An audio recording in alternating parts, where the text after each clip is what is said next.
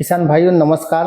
जैसा कि हम समझ रहे हैं कि अभी धान का मौसम आने वाला है। इस मौसम में हम अपनी धान की फसल से कम लागत में कैसे उत्पादन प्राप्त करें, इस पर हम आपको कुछ बातें बताएंगे। उससे पहले हम अपना परिचय दे दें। हमारा नाम डॉक्टर अभिषेक प्रताप सिंह, वरिष्ठ वैज्ञानिक एवं प्रधान कृषि विज्ञान केंद्र माधोपुर, पश्चिमी चंपारण, जो doctor Rajendra Prasad central agriculture university Pusa Bihar के अंदर कार्यरत है। धान में मुख्य रूप से हम नर्सरी की बात करते हैं, तो किस प्रकार से हमको पौधशाला तैयार करना चाहिए, इन बातों पे हमको विशेष ध्यान देना चाहिए। और धान में मुख्य रूप से 3 प्रकार की किस्में होती हैं। कम अवधि की किस्में, मध्यम अवधि की किस्में और लेट अवधि की, जो अधिक अवधि की किस्में होती हैं।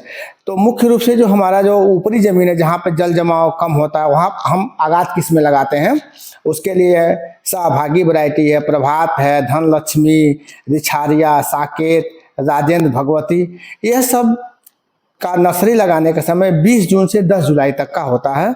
और देर की स्थिति में 10 जुलाई तक हम नर्सरी लगा सकते हैं और रोपाई का समय 30 जुलाई तक कर सकते हैं।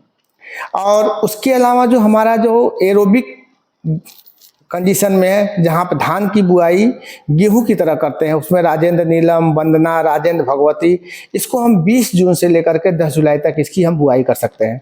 उसके अलावा जब हम मध्यम जमीन की बात कर रहे हैं, तो मध्यम जमीन में जहाँ पे जल जमाव 20 से 25 सेंटीमीटर होता है, इसको हम मध्यम जमीन मानते हैं। इसमें संतोष, सहभागी, राजेंद्र श्वेता, राजेंद्र सुवासिनी, राजेंद्र कस्तूरी, राजेंद्र भगवती, कामनी, सुगंधा, ये हमारी सुगंधित प्रभेद हैं। इनको भी हम 15 जून से लेकर के 25 जून तक लगा सकते हैं। इस तरह से जो निचली जमीन जहाँ पे 40 से 50 सेंटीमीटर जल भराव रहता है, वहाँ पे कुछ प्रभेद हमारे हैं।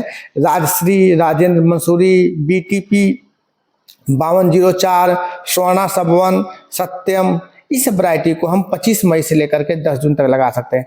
जहाँ पे हमारा बहुत गहराई वाला क्षेत्र है, जो चौर का क्षेत्र है, ताल वाला क्षेत्र है, वहाँ पे जहाँ जल जमाव 1 मीटर या उससे अधिक होता है, गहरे क्षेत्र में धान की हम सीधी बुआई मार्च से लेकर के मई तक हम कर देते हैं।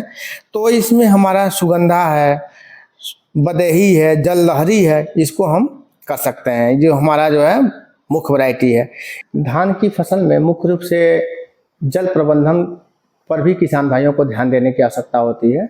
जल प्रबंधन में धान की रोपाई के बाद कम से कम उसमें आप पानी का जो स्तर होता है वह 5 सेंटीमीटर से लेकर के 10 सेंटीमीटर तक पानी होना चाहिए। नहीं तो क्या होता है कि ज़्यादा पानी जब नहीं रहेगा उस खेत में, तो खरपतवार के बीज काफ़ी मात्रा में जम जाते हैं।